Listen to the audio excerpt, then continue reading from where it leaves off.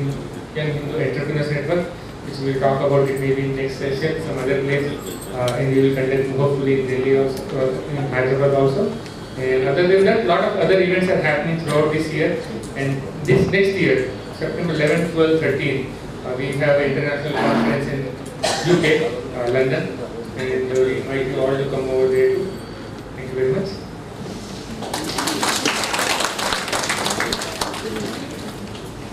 Thank you, Mr. Srinivas. Your presentation gave so much confidence to all of us that there may be a flood of entrepreneurs seeking the support of the world in the forum to start some enterprise or other across the globe in future. So thank you very much. Now, in fact, Mr. Ravi will honor Mr. Srinivas Srimala for making a impressive presentation. In fact, we also, Mr. Raghu, we have honored our coordinator, Mr. Kumar also, because he facilitated the what that is meet here today.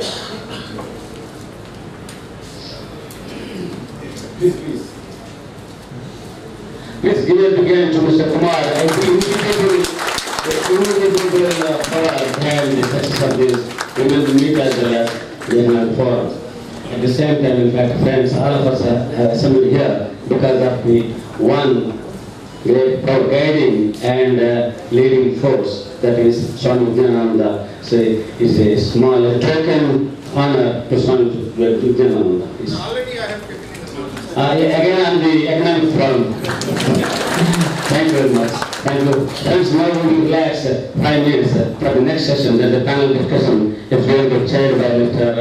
Raghunathan Kannan in the 5 minutes.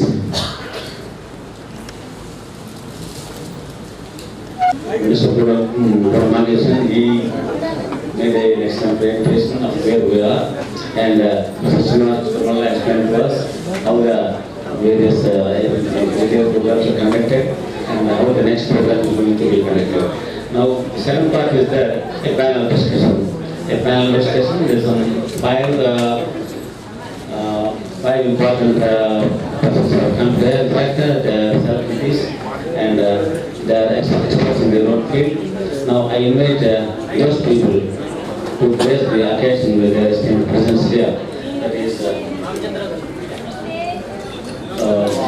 Dr. K. Aravindra, former Director of Police. I invite Dr. K. Aravindra. He took his PhD on study on Upanishads in Sanskrit. So you can be here to meet him itself is a great occasion with that. Now, another gentleman, Mr. Ramesh Aluru. Mr. Ramesh Aluru? Mr. Ramesh Aluru, introduced. That he is another important entrepreneur. So he is going to share with us some valuable news. Another gentleman is Jay Jadda, PR. He is the managing director of Kisgar Motors Automation Limited. So I request you to raise the occasion, sir. I invite another gentleman, Mr. Janaya Aldas, Professor at the Engineering University. Professor Janaya Aldas.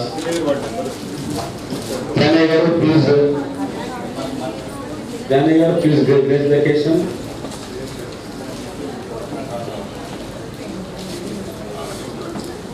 I also invite Ms. M.R.K. Murthy, senior advocate and a man of abundant knowledge on law and other associated related areas. So we are going to hear him today.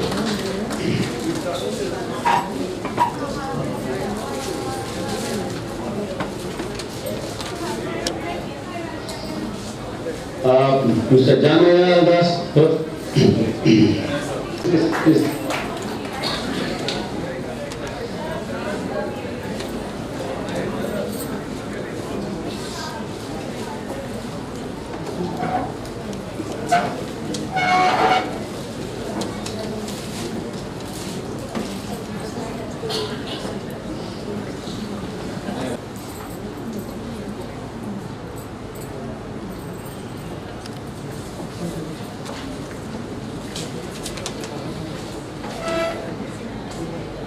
Kannan, in fact, he is the Director of Satguru Management Consultants.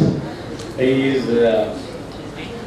now I request Dr. Arvind Rao to share his feelings in connection with this World Hindu Economic Forum. We have seen that all through history, the Swamijis have been the guiding force in India. The Swamijis have been guiding us not only on items of religion and spirituality, they have also been guiding us on various other issues, sociological, political, all issues. So the Swamiji, with a very right tradition, he has been guiding us. And it's a very brilliant idea on the part of Swamiji that he has started this particular forum, World Hindu Congress and World Hindu Economic Forum, and various other associated, branches of that, so that it has become a very great networking mechanism for Hindus all over the world. I am not an economist or I am not a businessman, I have nothing to do with business. Some of you might be knowing that I retired from police as the DGP of Andhra Pradesh, and from my background, I just want to say a few things about the developments across the world as I understand. Because economics nowadays or business is so integrated with politics, it is also integrated with religion. So all these things are getting fused or they are getting converged. That is business, politics and also economics, business, politics and religion, all the three, they are converging. So from that point of view, I just want to say, share my ideas about what is happening around the world and how the World Hindu Economic Forum is a very big, very important step in order to face the challenges ahead. I happened to attend the meetings in Durban and also in Delhi, that is World Hindu Congress, and I have to confess that I got benefited from those meetings. I want to make one, not my observation. The observation of sociologists now is that 20th century was the century of reason, they say. Century of reason and century of ideologies. And 21st century is the century of religion. If we see 20th century, we have seen it started with the Russian Revolution sometime in 1917 and then onwards, and then it went on, introduced Leninism, Stalinism, and so many other isms. And in China, we saw this Maoism, and again the whole communist bloc on one hand, and the Western powers on the other hand, and then leading to Cold War. The Cold War situation continued up to the end of the 20th century. So imperialism on one side and the other, let's say communist bloc on the other side, and the collapse of Russia, all these things, there was totally a sort of ideological clash with the whole of 20th century, and not much about, we did not hear much about religion. And now, has re-emerged. And we have seen that this was pointed out in a very, very strong way about 15 years ago in one book called The Clash of Civilizations by Samuel Huntington. Most of you must have seen that book, The Clash of Civilizations. He first elaborated this idea that religion has come to the forefront. And he writes there, civilizations are the ultimate human tribes, he says. Civilizations are the ultimate human tribes. And the clash of civilizations is a tribal conflict at a global scale. So religion has become a very important issue in the 20th century, and that is 21st century, and that is what we are seeing in most of the countries. And the reason is the demographic change which is happening, particularly in Europe. And in Europe, if we have analyzed the demography there, the migrant population there, the migrant Muslim population is likely to almost take over Europe in another 25 years. That is what is the assessment of the demographers there. And there is a famous statement of Colonel Gaddafi. He once said, of course we read later, but before that he said, we need not send a single soldier to Europe and we need not fire a single bullet. And inshallah, we will conquer Europe, and Europe will be Eurabia. That is his famous statement of Colonel Gaddafi. So, and the Western powers are very much aware of it, and they are very much anxious about it. And as much as we are anxious about what is happening, say in our country, as much as we are anxious about the cultural invasion on India, the Europeans are also equally unhappy. The Americans are equally concerned. So they are evolving strategies in what manner we can say weaken all other nations. Anyway, we are also collapsing, let everybody collapse. So from that point of view, say there is a consistent effort on the part of these Western powers to weaken various nations. And if we want to weaken nations, there are two procedures. Maybe I am talking like a policeman because after my service I am trained to think like that. So if you want to weaken your enemy, there are two ways. One is to attack straight away, and the other is to study the culture, study the targeted civilization, and then you create some internal problems there. Create some internal problems. You demolish their culture. You try to say denigrate their culture and create an atmosphere there, create an atmosphere of chaos. So that is what is the strategy of these Western say powers. And that is what, again, this again written by Huntington. He quotes one American writer, and incidentally he happens to be a former intelligence man. And that gentleman has written a book called Soft Power. And in that soft power he says, the soft power means the power of a particular culture to influence other cultures. In other words, this word culture is only a euphemism for religion. So the religion, one religion trying to replace another religion. And if you want to replace the other religion, you have to function in such a way that you denigrate the other religion and then try to establish your own religion. And the purpose of the whole, as I was saying, as all these Western powers are terribly bothered about this demographic change, religion has become a sort of game of numbers. Religion has become a game of numbers, and say big countries like India, they are the targets. And strong countries like China, they have very frankly declared that evangelism is a disease to be cured. Chinese Communist Party made a statement, evangelism is a disease to be cured. But unfortunately, nobody made a strong statement like this in India. So anyway, but then this sort of say aggression has been going on. And then, so what we have to understand is, whether we like or not, the Western powers on one hand, and also the Islamic group on the other hand, these two people, they want to dominate all other countries, smaller countries. And another peculiar development that has been noticed by scholars, by people, is that the coming together of China and also the Islamic forces. So on one hand there is a Western power, but against the Western powers, coming together of China and the Islamic civilization, Islamic and also Sinic civilization as it is called. So this is another notable development. This again, these two people, again they want to say nibble on some smaller civilizations like ours. So from all angles, a country like India has become a very, very soft target for all these people. So this is one thing which we have to notice. Then another point is the Western think tanks. They are very committed to protect their national interests. And in this background, if we see our own strength, we have got strong familial institutions.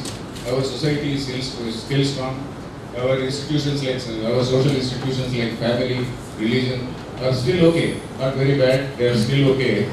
So this is all the sort of social capital as we call nowadays. This social capital and value system is very strong.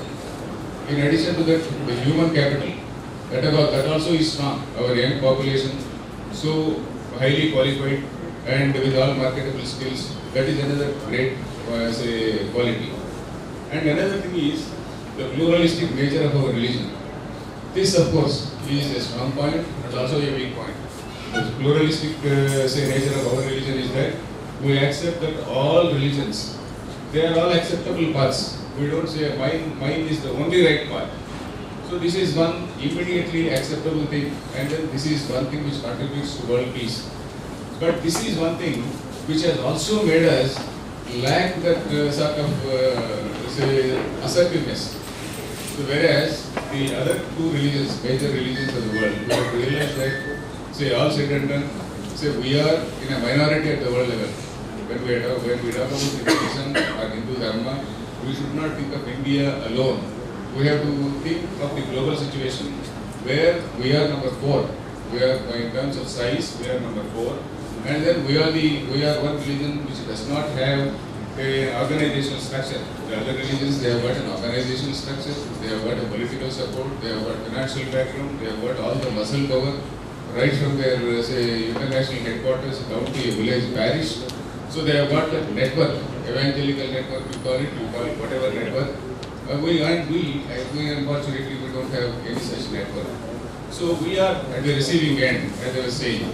And then this pluralistic approach is say making us say rather inassertive.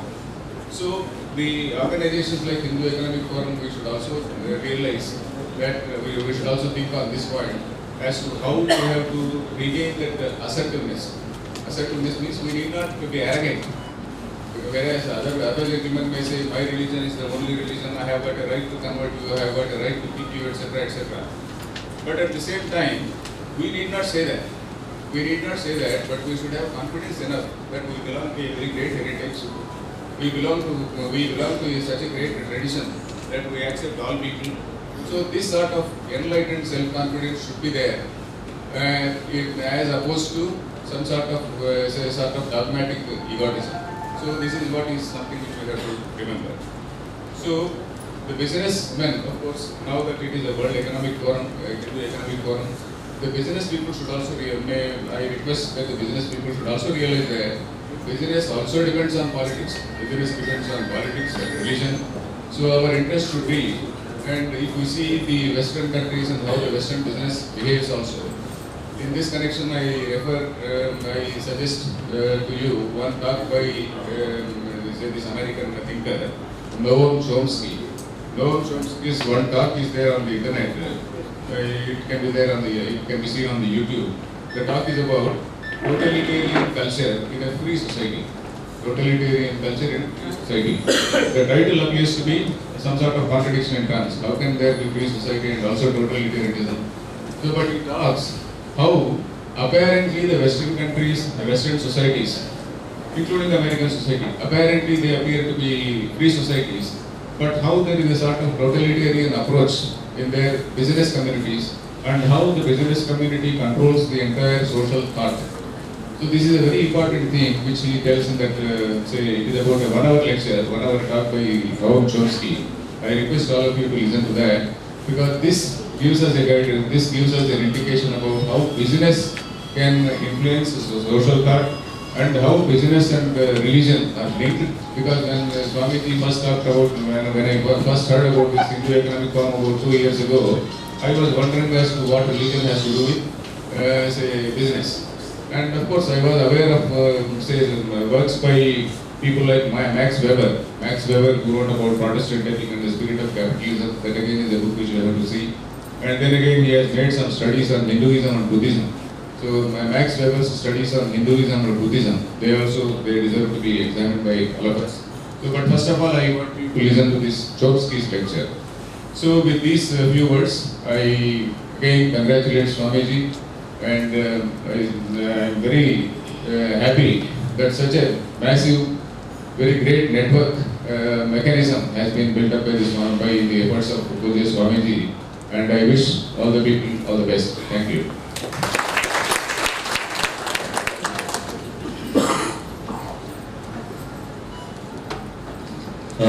Thank you, Varun, that he made an excellent presentation on the impact of religious invasion in India. And in fact, he is more knowledgeable. It's only 5-6 minutes, in fact, you cannot expect more information. But those who are interested will interact with him one-to-one so that we will be enriched more and more in the particular area. Now, There is some inquiry from some gentleman here about the divide and rule experienced by Hindus. What's your question exactly? That we